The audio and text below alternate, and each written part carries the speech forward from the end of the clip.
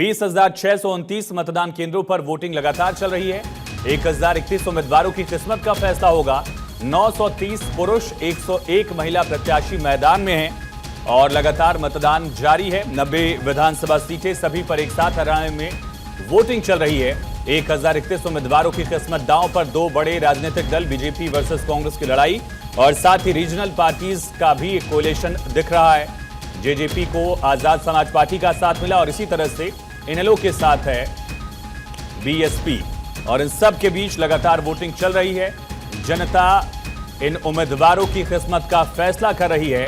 हरियाणा बेहद अहम इस वजह से क्योंकि इसके ठीक बाद महाराष्ट्र और झारखंड के भी चुनावी रण की तारीखों का ऐलान कुछ ही वक्त में होने वाला है। एक हफ्ते के अंदर आयोग की तरफ से तारीखों की घोषणा हो सकती है और उससे पहले ये दोनों राज्य बेहद अहम।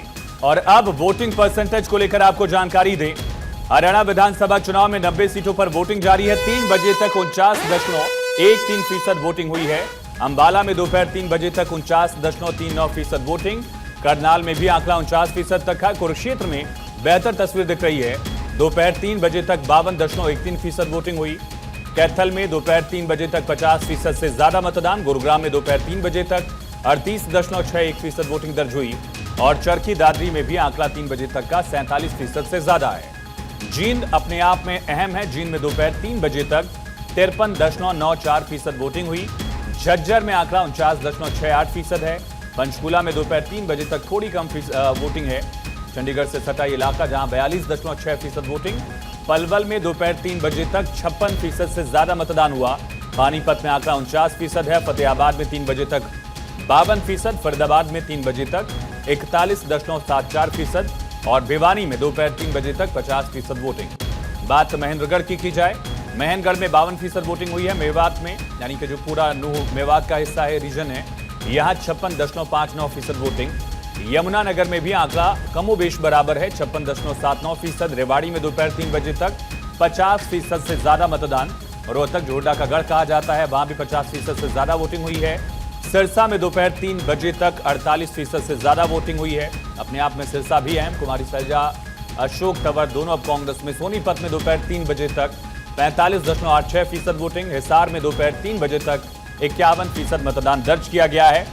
हरियाणा के एक जिले की तस्वीर आपने देख ली, समझ ली और इससे एक और यहां एनालिसिस ये हो सकता है कि जो रूरल एरियाज हैं वहां वोटिंग प्रतिशत शहरी इलाकों की तुलना में ज्यादा बेहतर दिख रही है। हमारे साथ खास मेहमान भी जुड़े, उनका तारुफ कर रहा है। उससे पहले हमारे सहयोगी ग्राउंड से जुड़ चुके हैं। चरखी दादरी से अक्षय राय, हिसार से गौरव मिश्रा, सिरसा से केशव झा, कुरुक्षेत्र से रंजना रावत, करनाल से पलक प्रकाश, लाडवा जो कि मुख्यमंत्री की सीट है, डॉक्टर थानेश्वर शर्मा हमारे साथ जुड़े हुए हैं। थानेश्वर, सबसे पहले आपका ही रुख करेंगे। मुख्यमंत्री की सीट पर स्थिति फिलहाल वोटिंग परसेंटेज के लिहाज से क्या है, मुद्दे क्या है लोगों के लिए? देखिए, वोटिंग परसेंटेज के हिसाब से मुख्यमंत्री जहां से चुनाव लड़ रहे हैं, वोटिंग परसेंटेज काफी अच्छा चल रहा है क्योंकि ग्रामीण एरिया के अंदर ये सीट आ रही है तो बम्पर वोटिंग हो रही है। लोग मन बना चुके हैं कि लाडवा को सीएम सिटी बनाना है, इसको लेकर यहां पर बम्पर वोटिंग हो रही है। जबकि यहां के मुद्दों की बात करें तो यहां पर लोग विकास के मुद्दे के नाम पर चुनाव लड़ रहे हैं। उनका कहना है कि जो मुख्य मार्ग है यहाँ का, जो कुरुक्षेत्र से लेकर यमुनानगर को जाता है, वो मार्ग कई बार रिक्वेस्ट करने के बावजूद भी बना नहीं है और ना ही इतना लाडवा का विकास हो पाया क्योंकि जो मौजूदा विधायक थे वो कांग्रेस के विधायक थे, वो इतना विकास कार्य नहीं करवा पाए हैं। जब भी उनके पास जाते थे वो कहते थे कि मेरी सरकार नहीं है, मैं क्या कर सकता हूं, अपने आप को दीन हिंसा दिखाते थे। क्षेत्रवासियों का कहना है कि जब मेरी ग्राउंड पे जाके लोगों से बातचीत की तो उनका एक ही बात कहना है कि जो विधायक बार बार ये कहता है कि मेरी सरकार नहीं है, मैं क्या कर सकता हूं, ऐसे में ऐसे विधायक को दोबारा बनाने का क्या फायदा। मौजूदा में चूंकि बीजेपी ने मुख्यमंत्री नायब सिंह सैनी को अपना चेहरा घोषित कर रखा है, साहब क्लियर शब्दों में बीजेपी ने कह रखा है कि मुख्यमंत्री नायब सिंह सैनी के नेतृत्व में हम चुनाव लड़ रहे हैं, सत्ता में आए तो दोबारा नायब सिंह सैनी ही मुख्यमंत्री होंगे। इसलिए यहाँ के लोगों में चुनाव को लेकर खासा उत्साह है और इसी नहीं, केवल लाडवा ही नहीं, लाडवा के आसपास नारायणगढ़ लगा लीजिए, रादौर लगा लीजिए, मुलाना लगा लीजिए, यमुनानगर चले जाइए और अंबाला चले जाइए, अंबाला कैंट चले जाइए, इस पूरे क्षेत्र के लोगों में इसको लेकर काफी उत्साह है कि जो नायब सैनी है वो हमारे क्षेत्र के माजरा जो है वो इसी विधानसभा के अंतर्गत आता है। लेकिन क्या सीट बदलने को लेकर कोई बाहरी और लोकल उम्मीदवार जैसा मुद्दा भी है क्या वहां, या सीएम फेस की वजह से ये सारे मुद्दे अलग हो चुके हैं? देखिए मिर्जा जो मुख्यमंत्री का गांव है वो मिर्जापुर गांव है, मिर्जापुर नारायणगढ़ विधानसभा क्षेत्र के अंदर आता है। जबकि लाडवा से मुख्यमंत्री चुनाव लड़ रहे हैं। सीट बदलने को लेकर यहाँ ऐसा कुछ भी नहीं है कि या ना ही नारायणगढ़ के लोगों में रोष है कि मुख्यमंत्री ने सीट क्यों बदल ली। उनका कहना है कि पड़ोस के गांव में ही तो गए हैं।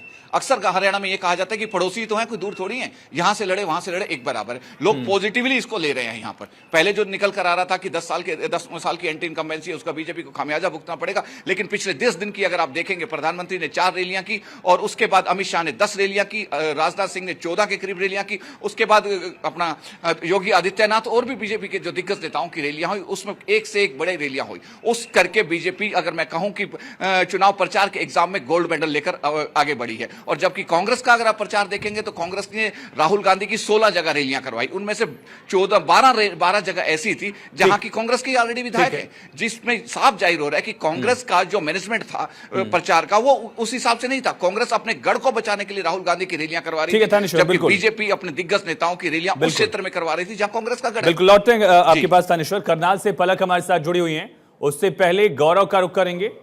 गौरव भी हमारे साथ लगातार चरखी दादरी से गौरव बने हुए हैं। गौरव, क्या तस्वीर चरखी दादरी में दिख रही है?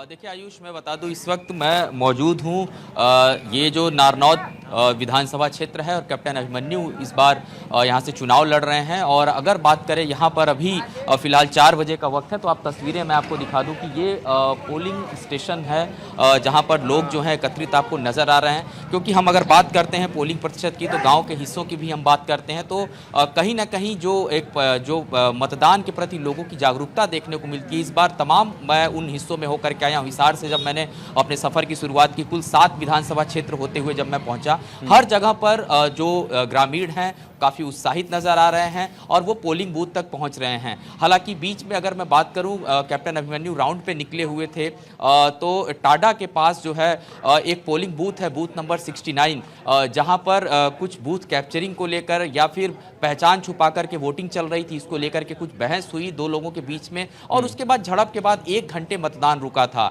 इसके अलावा जिन से कुछ इस तरीके की खबरें आई मतदान को रुकने की। लेकिन सुबह से जिस तरीके से पोलिंग हो रही है, हम लगातार अलग अलग विधानसभा क्षेत्रों में जा रहे हैं, काफी उत्साहित लोग नजर आ रहे हैं। और बार बार देखिए, कल जिस तरीके से कल तक ग्राउंड पे लोग अपने मूड की बात करते थे, एक और चीज बताइए गौरव, आपके पीछे में एक राजनीतिक पार्टी का झंडा देख पा रहा हूं, ये पॉसिबल कैसे है? ये तो एक तरह से उल्लंघन भी है, ऐसा है क्या? दूसरा ये भी बताइएगा, दादा गौतम यहाँ से विधायक हुआ करते थे, उनकी बीजेपी में एक तरह से उनको ज्वाइन कराया गया, उनकी सीट भी बदल दी गई। इसका कितना असर यहाँ देखा जा रहा है? लोगों से बात करें। देखिए बिल्कुल, अगर ग्राउंड की बात करें तो जो पोलिंग बूथ है वो यहाँ से तकरीबन 500 मीटर दूर है, और लिहाजा जो पोलिंग स्टेशन है वो सड़क के किनारे है। तो लिहाजा ये अपने प्रचार सामग्री के साथ ये लोग यहाँ पर बैठे हुए हैं, अलग अलग दलों के लोग हैं, इन्हीं से बातचीत कर लेते हैं। अगर मुद्दों की बात करें तो इस बार खास करके इस पूरे विधानसभा क्षेत्र में सबसे महत्वपूर्ण मुद्दा क्या रहा है जिसके आधार पर यहाँ पे वोटिंग हो रही है? सबसे बड़ा मुद्दा तो ये है कि इनने किसी भी वर्कर हो, कर्मचारी हो, किसान हो, व्यापारी हो, सरपंच हो, किसी को समझा ही नहीं। इन्होंने सिर्फ और सिर्फ लाठी के दम पर राज चलाने की कोशिश की है। सबसे बड़ा मुद्दा हरियाणा के अंदर यही है, क्योंकि हर कोई जिसने भी अपना हक मांगने की कोशिश की, उसको सिर्फ और सिर्फ लाठियां मिली है, उसको कुछ। किसान का फैक्टर एक बड़ा फैक्टर है। आपने वोटिंग कर लिया? यस। क्या मुद्दे जहन में थे जब आप मतदान केंद्र तक पहुंचे थे? किसान के फैक्टर के। चलिए, किसानों का मुद्दा एक बड़ा मुद्दा। गौरव लौटते हैं आपके पास। रोहतक से अक्षय भी हमारे साथ लगातार बने हुए हैं। अक्षय, हुड्डा का गढ़ कहा जाता है और चौधर की जो लड़ाई है वो रोहतक केंद्रित रही है हमेशा से ही। क्या आज असर देखा जा रहा है और क्या असर हुड्डा के चेहरे का इस रीजन में? देखिए, साफ तौर पर है कि हुड्डा के लिए चुनौती इस बार निश्चित रूप से कड़ी है और वो मानते भी हैं। हालांकि उन्होंने साफ तौर पर कहा जब हमसे बात की कि हम जीतने जा रहे हैं, कांग्रेस इस बार चुनाव जीतने जा रही है, बीजेपी का सफाया होने जा रहा है। हालांकि ये तो दावे हुए, लेकिन जिस तरह से वोटिंग परसेंटेज की बात करें तो 1 बजे तक वोटिंग परसेंटेज काफ़ी तेज़ी से बढ़ रहा था, लेकिन 1 बजे से 3 बजे के बीच में अगर देखा जाए तो वोटिंग परसेंटेज बहुत तेज़ी से बढ़ा नहीं है। और थोड़ी सी गर्मी हरियाणा में है, तो इसके कारण भी मुझे लगता है कि ये दोपहर का समय लोगों ने निकलना कम समझा है। हालांकि ये माना जा रहा है कि अब जल्द से जल्द वोटिंग वोटिंग करने के लिए लोग मतदान केंद्रों पर पहुंचेंगे। जहां पर मैं खड़ा हूं रोहतक का सेक्टर 1 इलाका है और ये जाट धर्मशाला का वोटिंग बूथ केंद्र यहाँ पर बनाया गया है। 5 बूथ बनाए गए हैं और यहाँ की वोटिंग परसेंटेज अगर देखा जाए तो लगभग 55% के आसपास हुई है। हरियाणा में अगर देखा जाए तो 49% के आसपास की वोटिंग, और पिछली बार अगर 2019 की बात करें तो लगभग 67% वोटिंग हुई थी, जो कि चुनाव आयोग इस बार टारगेट रख रहा था कि 75% के पार पहुंचना है, लेकिन लगता नहीं है कि उतना प्रतिशत पहुंच जाएगा। हाँ, ये जरूर लगता है कि जो पिछला वोटिंग परसेंटेज था जो 2019 का, उसके आसपास जरूर पहुंच सकता है। हो सकता है कि कुछ प्लस हो जाए। सबसे बड़ी बात ये रही है कि हुड्डा के क्षेत्र में बीजेपी भी चुनौती पेश करती हुई नजर आ रही है कुछ सीटों पर, खास करके जिस बूथ लेवल पर मैं हूं यहां पर कुछ लगता है कि बीजेपी अपना अच्छा यहां पर पैठ दिखा रही है। हालांकि जो उम्मीदवार हैं वो दोनों पंजाबी हैं, चाहे कांग्रेस के देखा जाए या फिर बीजेपी के। तो महम को लेकर कोई अपडेट है क्या? क्योंकि महम का इतिहास भी ऐसा रहा और आज भी कुछ ऐसी तस्वीर आई है। उसके बाद अक्षय, अगर कोई अपडेट संक्षेप में आप दें हमें। आयुष, एक बार फिर से सवाल। महम में आज भी कुछ वहां हल्की झड़प जैसी तस्वीर आई है। 91 का एक ऐतिहासिक चुनाव वहां का रहा ही है विवादित। आज क्या हुआ वहां, अपडेट अक्षय? और देखिए, सबसे बड़ी बात ये रही है कि हमेशा से वो इलाका विवादास्पद रहा है। आज भी कुछ झड़प की खबरें आई थी। हालांकि पुलिस ने कहा कि वो 2 गुटों के बीच में मामूली घटना थी। दूसरी चीज़ की चरखी दादरी में एक निर्दलीय उम्मीदवार जो कि पहले वो कांग्रेस के थे, उन्होंने कहा कि मुझे कांग्रेस के लोगों ने हाथापाई की, सिर पर चोटें लगी हैं। मेवात का जो इलाका है वहाँ पर भी कुछ घटनाएं सामने आई है। अक्षय, आप नजर बनाकर रखिए, पलक का रुख करते हैं। पलक भी हमारे साथ लगातार किया तो फिलहाल बहुत ज्यादा। अक्षय लौटते हैं। पलक, करनाल पंजाबी बहुल एरिया माना जाता है। सांसद यहां से पूर्व मुख्यमंत्री जो केंद्रीय मंत्री आज की तारीख में मनोहर लाल हैं। क्या मुद्दे हैं वहां के, अगर आप बताएं दर्शकों को।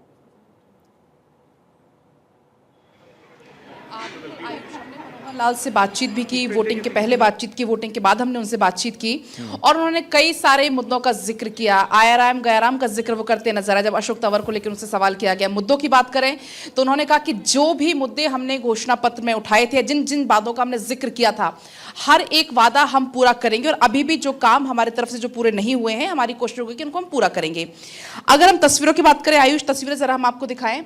जिस बूथ पे हम मौजूद हैं, सुबह से ही यहाँ पर लोग हालांकि भारी संख्या में पहुंच रहे थे, लेकिन गर्मी बहुत ज़्यादा है।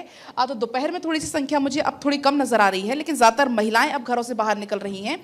सुबह हम देख रहे थे आयुष, यहाँ पर महिला पुरुष दोनों ही निकल रहे थे घरों से बाहर और काफ़ी ज़्यादा संख्या में लोग अपने घरों से बाहर निकले। अब तक अगर जिस बूथ पर मैं मौजूद हूँ, अगर हम करनाल की टोटल बात कर ले तो करनाल में 5 विधानसभा क्षेत्र है और ऐसे में 49% अब तक यहाँ पर वोटिंग हो चुकी है।